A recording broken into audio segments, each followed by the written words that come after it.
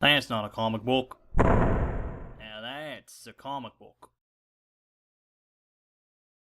Hi everyone, welcome to another episode of Trade Talk. I'm continuing trying to stay away from DC for a bit, explore some Marvel stuff, and I have here Wolverine Origin. This is a series that came out almost 10 years ago now, or more than 10 years ago, almost 20 years ago, shit. It came out in the early 2000s. And it's about Wolverine's origin. If you can imagine that. So when is this? Got a note in here from 2002. So yeah, the premise here is, how did Logan become Wolverine to begin with? Not the Weapon X stuff. Where was he born? What was his origin?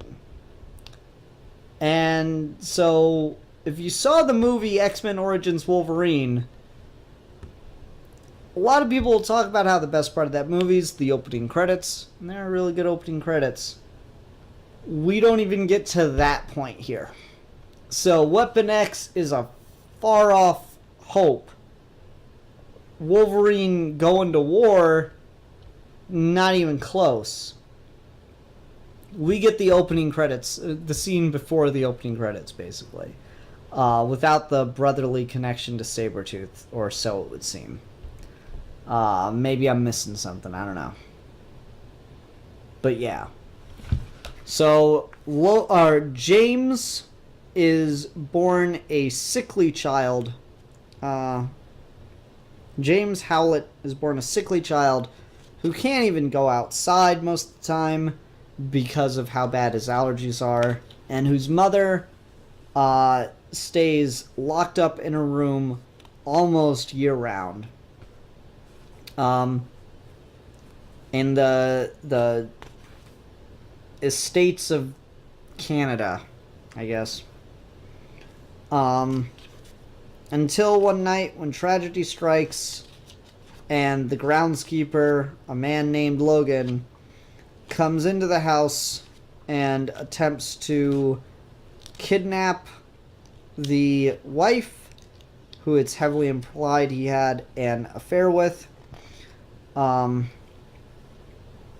you know, ends up killing people.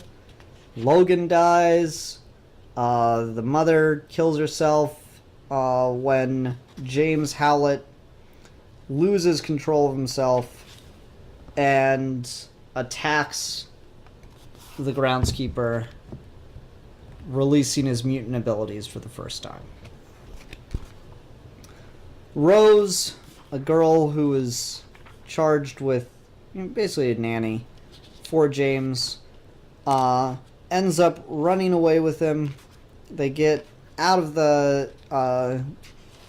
town, across the country, and James and her begin working at a rock quarry in the far north of Canada.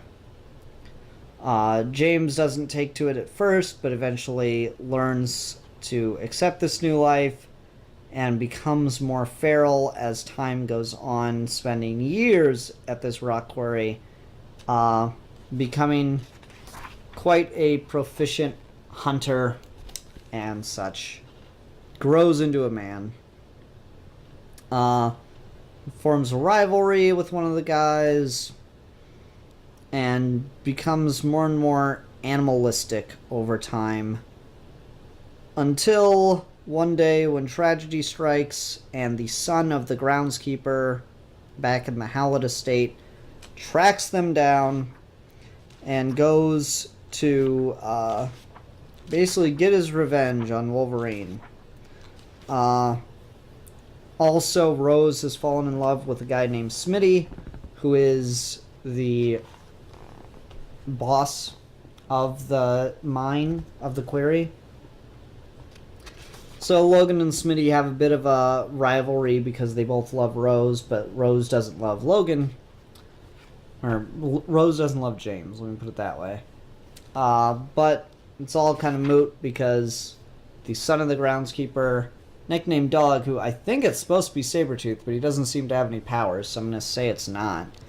Attacks, ends up killing Rose, and running off without getting killed himself. After Rose's death, Logan, since he's the one that accidentally stabbed her in his attempts to kill the son of the groundskeeper, Logan retreats into the mountains into isolation, becoming more of an animal, while Smitty is left to suffer alone. And Rose's diary, chronicling all these events, is burned in the end by a thief. That's the basic premise of the story. You know, it's interesting. I liked it to a degree. There's definitely a lot of character development and growth here, and you can kind of see the man that Logan would become. I like the idea of why he is such an animal being played with here. I just think that this is like, you could have done that in 3 issues and then spend the rest of the time on like the wars or something. I don't know. It's not the kind of Wolverine origin I really wanted. I don't know what I was expecting, but there's just so much time spent on stuff that's, while engaging, doesn't really seem to matter all that much to who he becomes.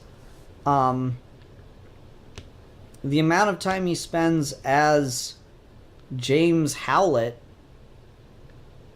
I don't know, it's interesting that he's so not what you would expect from young Wolverine, but then he just kind of becomes that basically in a page turn, or between one issue and the next. I don't know, it's not bad. I was just less than impressed, less than blown away. It seemed like they had an interesting premise, and then they just spent too much time meandering around in one thing. I don't know. All this stuff with the Rock Quarry takes up so much of the issue, and so much of the book, and I'm just like, I mean, it's interesting, but it's not that interesting. I don't know. I'm not sure what I was really hoping for, though.